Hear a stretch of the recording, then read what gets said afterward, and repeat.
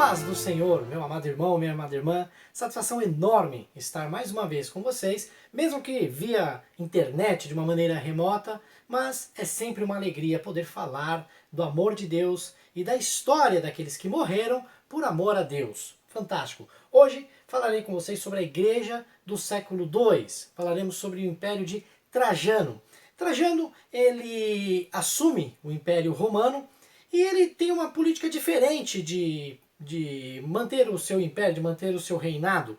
Ele faz o seguinte, ele bloqueia o cristianismo, ele diz que o cristianismo não é permitido, mas ele também não faz por onde para perseguir os cristãos. Ele diz o seguinte, que para que gastar dinheiro em perseguir cristãos se eu tenho coisas mais importantes a serem feitas? Então ele faz um decreto sim, né, proibindo o cristianismo, porém ele deixa essa condenação aos cristãos de uma maneira mais burocrática. Rolava muita burocracia para alguém ser condenado. Então o que ele faz? Ele diz que para condenar um cristão era necessário que houvesse uma denúncia, que essa denúncia fosse, né, a pessoa que denunciasse tinha que se manifestar, tinha que se identificar, e não era de maneira autônoma, e que essa denúncia girasse em torno de uma falta de lealdade, tinha que expor o cristão a uma falta de lealdade ao imperador. Então, de certa forma, foi uma perseguição um tanto mais branda, mas mesmo assim não deixamos de ter mártires, pessoas que morreram por amor ao evangelho nesse período.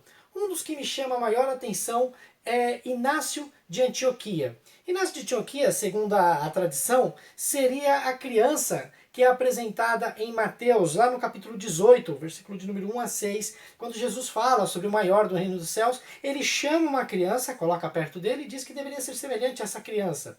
Essa criança, segundo a tradição, seria o próprio Inácio de Antioquia. Né? Então, nós temos também por história que ele foi uma pessoa que conviveu com Paulo, com Pedro, foi discípulo direto de João.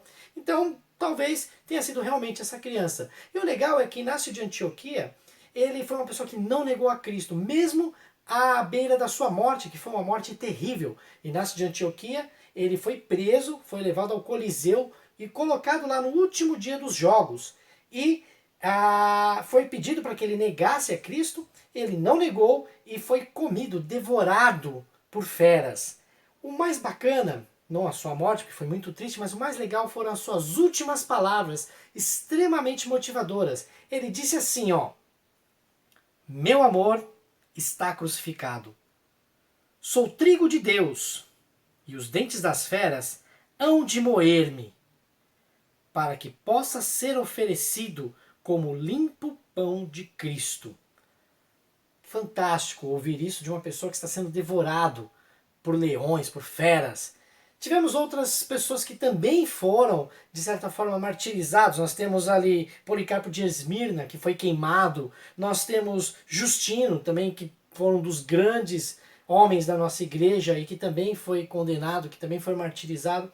Mas, em linhas gerais, no século II, nós tivemos uma certa brandura. Estou colocando aspas porque foi mais tranquilo, visto o que aconteceria depois. O problema maior do século II na igreja não era a perseguição, mas eram as heresias que estavam brotando no seio da igreja.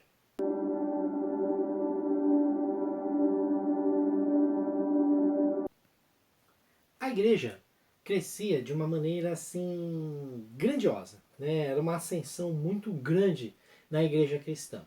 E consecutivamente despertou a curiosidade das pessoas. Porém, como existia, mesmo que de uma maneira restrita, uma perseguição no segundo século, as pessoas ainda tinham essa curiosidade de saber o que era o cristianismo e quem eram os cristãos. Por não fazerem parte deste movimento, começou-se então a criar determinados mitos, certas lendas sobre os cristãos e suas reuniões. Obviamente estamos falando de comentários externos, de pessoas de fora. Né? E aí começam a surgir determinadas heresias de pessoas que não estavam dentro do círculo cristão sobre aqueles que participavam do cristianismo em si.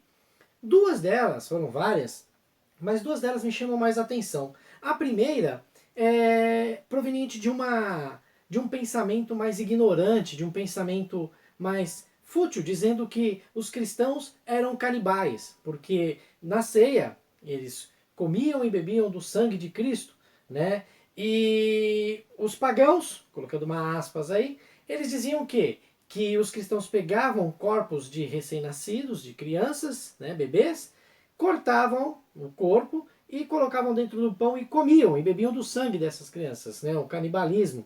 E nós sabemos que isso não acontece, é até trágico pensar no cristão fazendo isso.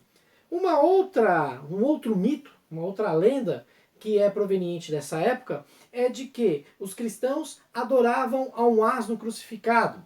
Isso provém já dos romanos mais elitizados, que tinham mais acesso à cultura. Eles não aceitavam o cristianismo propagar uma verdade e essa verdade vir de pessoas de um baixo poder aquisitivo, de uma casta social mais baixa. Então eles não aceitavam isso. Só que isso eram de pessoas de fora. Outro problema que ocorria eram as heresias que surgiam de dentro da igreja, do seio da igreja. Isso era um problema muito sério. Por quê? Porque estava provindo de pessoas que estavam dentro do círculo cristão.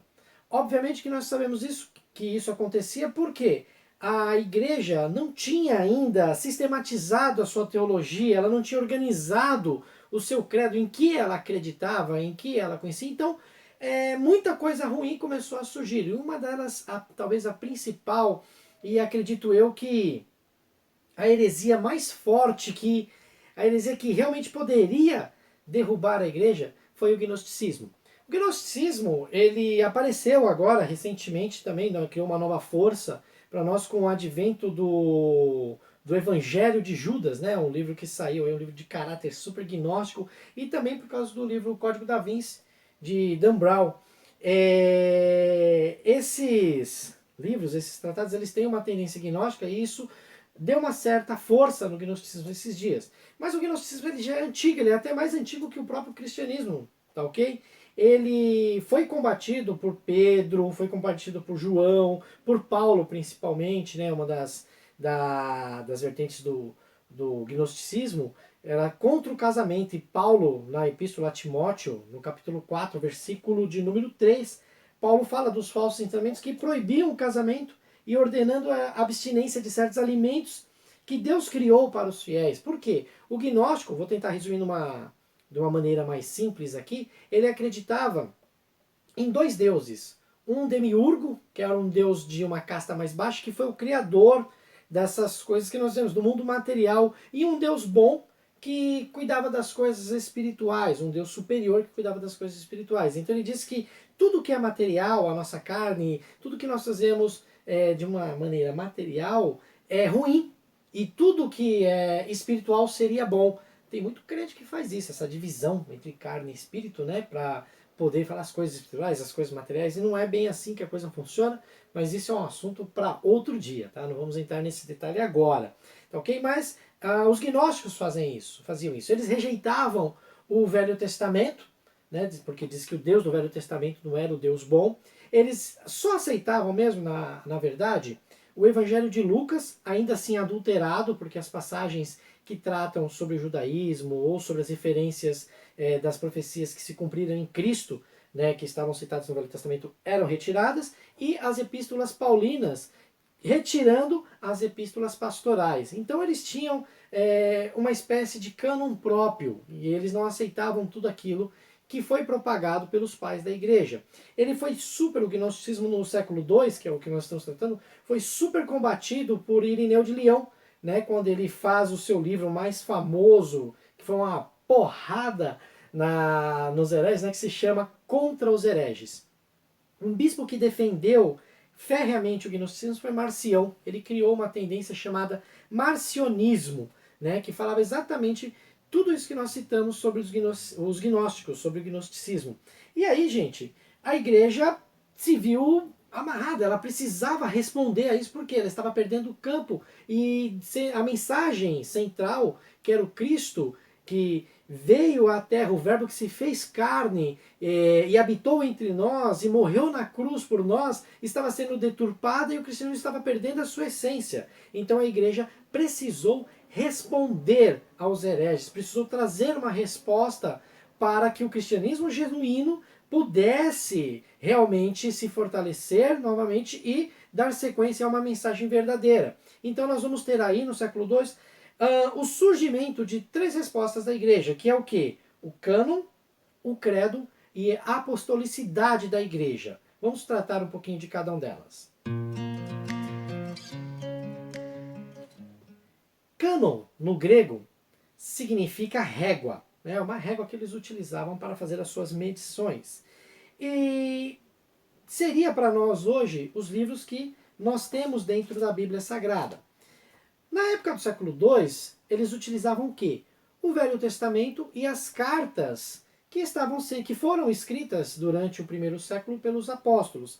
Então, o interessante é você saber que os apóstolos, ao escreverem, eles não estavam pensando, vamos criar um Novo Testamento, vamos criar alguma coisa. Na verdade, eles estavam trazendo uma direção para a igreja. E a igreja, em contrapartida, também não marcou uma reunião, as pessoas pensam assim, né? Que marcou uma reunião e ali os líderes foram lá e falaram, nós vamos acreditar nisso. Não, não foi assim que aconteceu.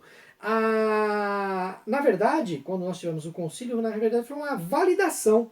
Por quê? Uma constatação daquilo que a igreja já aceitava. Porque a igreja, de uma maneira geral, ela aceitava, as igrejas, né, que estavam ali no século II, elas aceitavam os mesmos livros e rejeitavam os mesmos livros. Então havia uma certa, como é que eu poderia dizer, uma certa aceitação geral entre todas as igrejas para alguns e uma rejeição geral da igreja para outros. Então, quando formou-se o concílio, fez-se então o que? A liderança da igreja, ela simplesmente organizou aquilo que já era aceito, né, de uma certa maneira pelas igrejas, colocando então os evangelhos, Mateus, Marcos, Lucas, João, o livro de Atos, as epístolas apostólicas, tá, que já eram aceitas ali como autoridade divina. Então eles simplesmente fecharam isso daí, eles organizaram esse cânon para poder responder e sistematizar aquilo que a igreja precisava.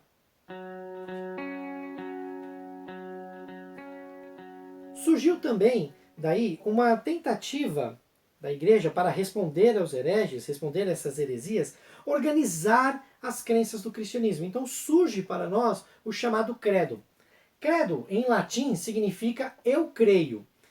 Muitas pessoas, tem muito cristão que fala, não, isso é uma reza da igreja católica, tal, e não é, gente. O credo, na verdade, ele é um resumo teológico, né, da nossa confissão de fé. Não é uma oração, nem uma prece determinada por um livro de catecismo. Na verdade, o credo, ele é a nossa confissão de fé em que nós cremos. É uma espécie, que eu disse, de resumo teológico. E foi utilizado para combater as heresias, foi utilizado para que o cristão sistematizasse aquilo que ele acredita. E é uma coisa muito profunda quando você diz, quando você suscita em que você crê. O credo, ele foi propagado para responder então a essas heresias. Então quando os apóstolos soltaram lá, creio em Deus Pai, Todo-Poderoso, Criador do céu e da terra, creio em Jesus Cristo, seu único Filho, nosso Senhor, o qual foi concebido por obra do Espírito Santo e nasceu da Virgem Maria. Padeceu sob o poder de Pôncio Pilatos, foi crucificado, morto, sepultado, desceu em Hades, ressurgiu dos mortos ao 3º dia, subiu aos céus e está sentado à mão direita de Deus Pai, o Todo-Poderoso, aonde há de vir julgar os vivos e os mortos. Creio no Espírito Santo, na Santa Igreja Universal, na comunhão dos santos, na remissão dos pecados, na ressurreição do corpo, na vida eterna. Amém. Isso é um resumo daquilo que nós cremos como cristão. É o resumo da nossa teologia sistemática. E isso volta a afirmar. Foi utilizado pela igreja primitiva não para fazer uma reza, uma prece, não, mas sim para responder aos hereges. O outro ponto que nós salientamos é a apostolicidade da igreja. A igreja, então, viu-se ali, existiam muitos ali, diz que me disse, muitas verdades entre as igrejas. Então, a igreja fundamentou o quê? Nós cremos no ensinamento que nos foi passado pelos apóstolos, que aprenderam diretamente de Jesus Cristo. Então, nós cremos, nossa fundamentação está restrita onde? Na apostolicidade, ou seja, no fundamento dos apóstolos, que andaram com Jesus, aprenderam com Jesus e passaram para nós. Então, esses 3 pontos foram fundamentais para rebater, combater as heresias que estavam surgindo no 2º século. Somos corpo Esse hino é maravilhoso, né? Nós dizemos que somos um, unificados. E isso foi muito preciso na igreja primitiva, né? Na igreja do segundo século. O Espírito Santo, ele empoderou, a igreja era empoderada pelo Espírito Santo para poder responder às heresias. Mas infelizmente ela era extremamente desunida. Por quê? Cada um queria ter um apóstolo para si, cada um queria ter um camarada que estivesse com ele, um apóstolo para dizer que é meu. Qualquer coincidência é mera semelhança com a igreja de hoje, né? Com algumas denominações que nós temos hoje em dia. Mas enfim, a igreja precisava se unir. A igreja, num sentido geral, ela precisava estar unida. Ela já tinha o seu credo, ela já tinha a sua cadência de crenças já estabelecido, o seu cânon pré-estabelecido já tinha a aceitação dos mesmos livros, já tinha a ideia dos apóstolos, críamos no que os apóstolos ensinavam, só que ela ainda estava meio solta. Então o que aconteceu? Nesse sentido, eles tiveram que unir a igreja, reuniu-se uma liderança para transformar a igreja numa igreja universal, numa igreja unida. E aí surgiu o termo católica. Católica, do grego, quer dizer universal, tá? União. Então, essa igreja, vale dizer que não é a igreja romana, tá? Nós não estamos falando ainda da igreja romana, mas da igreja do segundo século, que pegou esse título católica, do grego, dizendo que ela era universal, que ela era uma apenas, ela era unida, cria numa só fé, tá ok? Bom, outra coisa que é legal ver aí é que eles fizeram isso, essa instituição católica, não para poder manter, a liderança não queria manter o poder sobre si, elas não queriam determinar sobre os outros, né? Mas era simplesmente para que eles pudessem se posicionar, para que a igreja tivesse uma resposta única contra os falsos ensinos que estavam, como eu já disse anteriormente, surgindo no seio da igreja. Então, o termo católica, a unificação da igreja, foi simplesmente para manter uma fé genuína e única, tá ok? Então, nesse momento, nós vamos ter aí o surgimento de grandes escritores, porque agora escrever, tratar sobre a fé cristã já era uma coisa legal, era uma coisa boa. Então você vai ter aí o surgimento do Irineu de Leão, que nós citamos, que no momento anterior que fez contra os hereges, o seu livro contra as heresias gnósticas que estavam surgindo. Nós vamos ter Clemente de Alexandrina, Tertuliano, vários pensadores que vão escrever agora sobre a fé cristã. Então a igreja, ela continua crescendo, ela continua adquirindo mais membros, porque a perseguição do segundo século foi tranquila. Infelizmente, o contrário do que vai acontecer no século posterior. E aí, gente, o bicho vai pegar.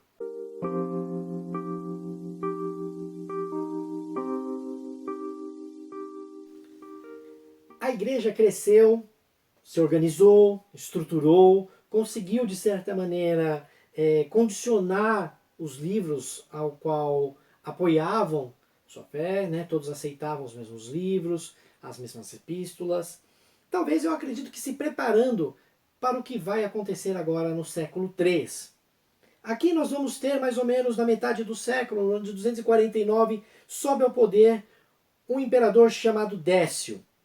E Décio ele pensa o seguinte: eu tenho que trazer novamente a glória de Roma. Roma precisa se restabelecer como um grande império. E para que isso aconteça, os valores romanos deveriam voltar também à tona, principalmente os sacrifícios que eles realizavam e colocar fim àquela religião que estava tirando os seus adeptos, tirando os seus pormenores, condenando aquilo que a religião romana acreditava ser o certo. E aí o que acontece? Nós temos o decreto de Décio. E Décio coloca o seguinte, que todas as pessoas em um caráter, vamos dizer, imperial, ou seja, todo o império deveria prestar sacrifícios, fazer sacrifícios aos deuses romanos. Obviamente que os cristãos falaram, não vamos fazer isso, né? Não vamos fazer esse tipo de coisa. E aí o que ocorre? Décio diz que quem não o fizesse seria condenado à morte. Os cristãos que não queriam fazer tinham que então dar um jeito para poder não ser morto, porque senão iriam morrer. E aí o que, que acontece? Para que soubesse que aquele cristão prestou culto a outros deuses, ele recebia um certificado. Então o que, que acontecia? Ou a pessoa cedia e fazia o sacrifício, negava a Cristo e fazia o sacrifício aos outros deuses e receberia o certificado, ou ela comprava o certificado, ou ela morria. A diferença desta perseguição de Décio com a perseguição de Nero é a seguinte, que Nero simplesmente fez a perseguição em Roma. Agora a perseguição está voltada para todo o império. A perseguição imposta por Décio, sanguinolenta, pesada, por todo o império, ainda não foi a pior. A igreja enfrentará agora, talvez a sua pior, talvez não, a pior perseguição. Foi a última e a pior. Sob o poder Diocleciano. Diocleciano ele faz uma política diferente também. Ele divide o Império Romano em 4 impérios, colocando como se nós tivéssemos 4 imperadores ao mesmo tempo. E aí ele volta também com a mesma concepção de trazer Roma à sua antiga glória e que precisava-se, obviamente, ter a negação do Deus cristão e a ascensão dos deuses romanos mediante os sacrifícios a serem prestados. E aí o que, que acontece, gente? Diocleciano, ele não se contenta em dar certificado. Ele não vai dar certificado. Ele vai mandar matar mesmo. E aí ocorre a maior chacina contra os cristãos. Tudo acontece quando no exército romano, porque surge aquela pergunta, pô, os cristãos têm que servir ao exército romano? Sim, tinham que servir. E para servir ao exército romano, eles tinham que prestar sacrifícios. E aí os cristãos falam, não, mas nós não vamos prestar sacrifícios. E conta a história, Eusébio de Cesareia diz que, mediante isso, os soldados que não eram cristãos, eles assassinam, eles acabam com aqueles que se diziam cristãos e não queriam prestar o sacrifício. E aí, Diocleciano, ele pensa o seguinte, que para acabar com o cristianismo não é necessário somente matar os cristãos. É necessário queimar todos os escritos, tudo aquilo que fosse voltado para o cristianismo. Então aí nós temos não somente a morte dos cristãos, mas também como a queima dos seus registros, dos seus livros, a queima da Bíblia, vamos dizer assim. E aí Diocleciano manda atacar fogo em tudo. E aí, gente, os cristãos também começaram a perder suas propriedades. Os cristãos começaram a perder os seus direitos. Bastava-se simplesmente apontar um dedo para a pessoa ser morta. Era terrível, foi terrível. Isso me remete muito ao texto de Mateus 24, quando ele fala dos ais, ai das grávidas, fala para você não voltar para pegar as suas coisas nas suas propriedades. Tem até uma corrente teológica que diz que esse texto de Mateus 24 está tratando também dessa perseguição do século III com Diocleciano. Porque, gente, foi terrível, foi feio. E todos os cristãos, apesar de perder tudo isso, eram mortos de maneira assim, eram queimados vivos, as suas propriedades eram trancados dentro das igrejas e queimados dentro das igrejas. Eles tacavam fogo dentro da igreja para poder pegar fogo com os cristãos que estavam lá. Foi realmente um momento terrível, terrível, terrível. E isso vai acabar, de certa forma, enfraquecendo aqueles que criam em Cristo. Eles diminuíram muito de tamanho porque foram mortos à reveria, e aqueles que se diziam cristãos começaram a se esconder. Até que Deus, através da sua infinita misericórdia, faz uma transformação, assim, para, acredito, salvar aqueles que serviam a Deus, aqueles que o serviam e aqueles que se mantiveram fiéis e vivos. Está levantando um grande exército. Após a morte de muitos desses cristãos, como nós citamos, vários acontecimentos políticos foram desencadeados no Império Romano. Então isso gerou uma crise dentro do Império. E aí lembra que eu comentei que Diocleciano ele dividiu o Império em 4, né, 4 partes, como se tivessem 4 imperadores.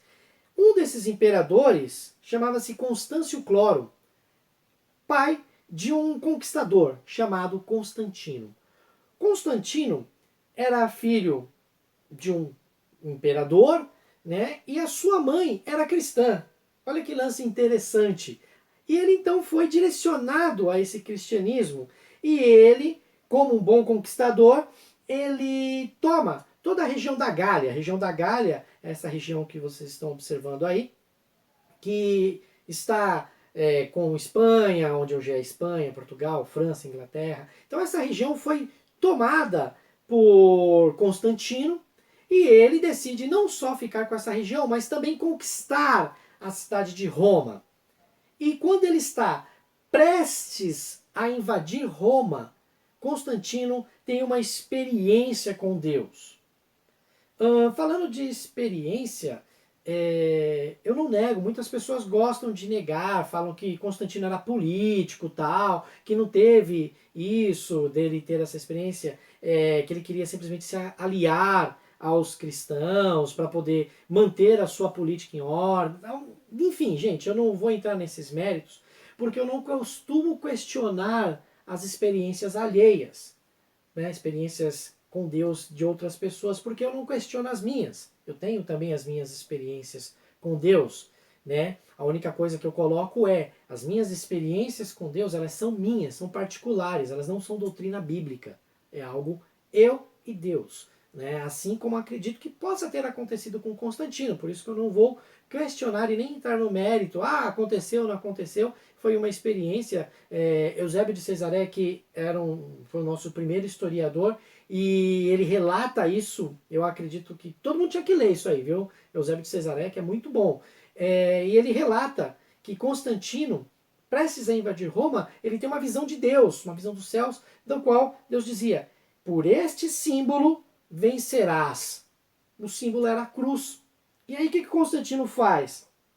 Ele pega e manda que todos os seus soldados pintem uma cruz nos seus escudos e ele vai para a batalha. E aí, gente, o que acontece é tremendo. Constantino conquista Roma e ele se torna benevolente com os cristãos. Ele se torna cristão, ele se converte ao cristianismo e a partir daí a igreja passa a ter, finalmente, né, depois de quase 4 séculos, né, a igreja passa a ter paz, a igreja se torna uma religião livre, né, e eles podem agora propagar a sua fé. Aquele que quisesse ser cristão não precisava mais ter medo. Por quê? Porque o cristianismo agora era livre, se você tinha liberdade de poder servir a Deus. E aí a igreja volta a crescer novamente. Mas o cristianismo ainda não é a religião oficial do império, é uma religião livre. Mas o legal é que depois de 300 anos, ela, que era formada durante todos esses 3 séculos, simplesmente por pessoas mais pobres, pessoas sem poder aquisitivo, talvez até sem tanto poder intelectual, sem uma cultura propriamente dita apurada, aprimorada, né? Tinham pessoas inteligentíssimas, como nós citamos durante essas aulas, mas a igreja agora, ela também faz parte da elite.